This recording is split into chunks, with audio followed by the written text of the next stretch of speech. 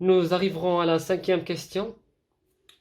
Un ARN est une molécule qui ne se lie jamais à une protéine, qui n'existe que dans le cytoplasme des cellules, qui peut renfermer des codons non-sens, qui n'intervient que dans la transcription des gènes, constitué de 4 nucléotides A, T, G et C. Un petit rappel en ce qui concerne l'ADN et l'ARN et l'information génétique. Donc, je vous rappelle que l'ADN, double brin, ok, l'ADN double brin et l'ARN, un seul brin. Donc, on dit que l'ADN est bicaténaire, ok. Donc, l'ADN, c'est un polynucléotide formé de un nucléoside et un acide phosphaté ou bien phosphorique, un acide phosphorique H3PO4. Pour le nucléoside, il est formé de un désoxyribose, voilà, et une des bases azotées, une des bases azotées A, C, T et G, voilà. Donc, l'ADN se trouve, ok, se trouve dans le noyau. Vous vous rappelez bien que l'ADN se trouve uniquement dans le noyau et non pas dans le cytoplasme. Pour l'ARN, il est formé d'un ribose, des bases azotées A, C, G et U. Donc la différence entre les bases azotées entre l'ADN et l'ARN, c'est dans l'ADN on trouve T au lieu de U dans l'ARN. Il se trouve dans le noyau et le cytoplasme. Voilà. Donc, on passe à la transcription de l'ADN. La transcription de l'ADN. Pour la transcription de l'ADN, je vous rappelle les étapes. Je ne vais pas tout écrire parce que c'est un petit peu long, mais je vais écrire les étapes essentielles. Donc, la synthèse de l'ARN à partir du brin d'ADN transcrit. Alors, la transcription débute par l'ouverture d'une petite portion de la double hélice d'ADN. Donc, il y a une double hélice d'ADN qui est faite par complémentarité des bases azotées. Donc, l'ouverture d'une petite portion de la double hélice d'ADN. Donc, l'opération de transcription va être catalysée par une enzyme qui s'appelle l'ARN polymérase. Okay. L'ARN polymérase. Cet ARN polymérase se fixe sur le brin transcrit. Donc, brin transcrit d'ADN et non le brin non transcrit d'ADN. Complémentarité des bases azotées dans le sens 5', 3'. Donc, je vous donne un petit exemple. Donc, là, on a C, G, A, T. Voilà. Donc, là, c'est l'ARNM. Là, c'est le ADN. Donc, je vais écrire TR, transcrit.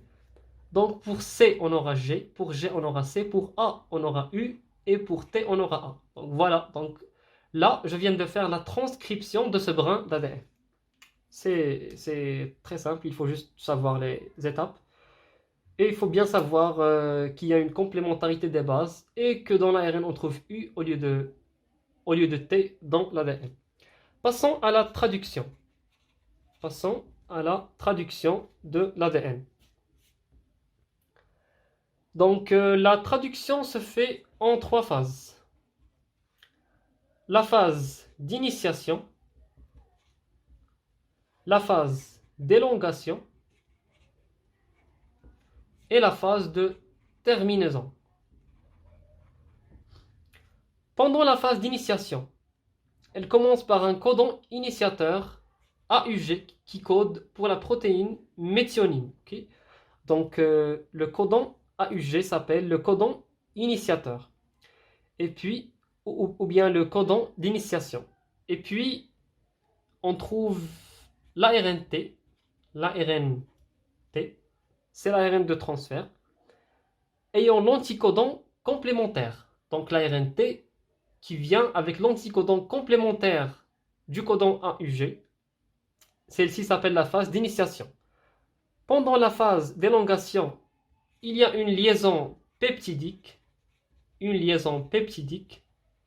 Et pour la terminaison, c'est la fin de la traduction. Donc la fin de la traduction se fait avec l'un des codons stop ou bien les codons non-sens. Donc les codons stop. Vous les savez bien sûr, les codons stop UAA, UAG et UGA. Voilà, donc c'est tout pour la transcription et la traduction.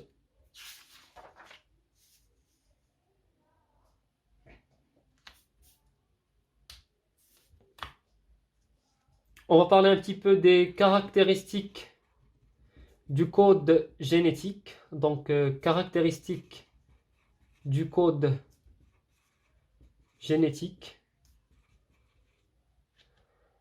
Donc, 3 nucléotides successifs de l'ARNM sont appelés un codon. Donc, 3 nucléotides de l'ARNM sont appelés un codon. Ils codent pour un acide aminé. Ils codent pour un acide aminé qui sera intégré dans la chaîne peptidique, qui est la protéine. Donc, 61 codons codent pour 20 acides aminés. Donc, 3 codons UAA, UAG et UGA. UAA, UAG et UGA, ils s'appellent les codons stop ou les codons non-sens. Ils sont chargés de l'arrêt de la traduction. Chaque ARNM débute par le codon AUG qui code pour un acide aminé appelé la méthionine. Ceci, on l'a vu avant dans le tableau de la traduction.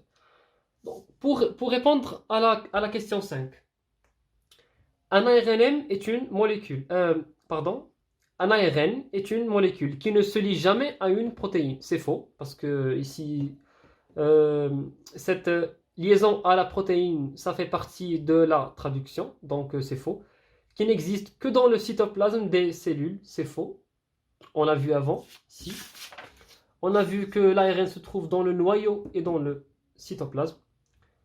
Qui peut renfermer des codons non-sens, c'est vrai. Qui n'intervient que dans la transcription des gènes, c'est faux. Il intervient aussi dans la traduction, par exemple l'ARNT de transfert. Constitué de 4 nucléotides A, T, G et C, c'est faux. Ces nucléotides correspondent à l'ADN et non à l'ARN. Donc la réponse juste sera A, U, G et C. Donc la réponse correcte c'est C. Un ARN est une molécule qui peut renfermer des codons non-sens. Pour la question 6, la molécule d'ADN est présente dans le cytoplasme, est absente dans la mitochondrie, est présente dans le noyau, porte la base azotée du racile. Toutes les réponses sont fausses. Donc la molécule d'ADN est présente dans le cytoplasme. C'est faux. Ici, on a écrit se trouve dans le noyau. Je vais ajouter uniquement. Donc la réponse A, c'est faux. La molécule d'ADN est absente dans la mitochondrie. C'est faux. La mitochondrie renferme plusieurs ADN. Est présente dans le noyau. C'est vrai. Donc la réponse juste, c'est C. Porte la base azotée du racile, c'est faux. Porte les bases azotées, l'adénine, la thymine, etc. Donc A, T, G et C. Donc pour la réponse 6, la réponse correcte c'est... pour la question 6, la réponse correcte c'est C.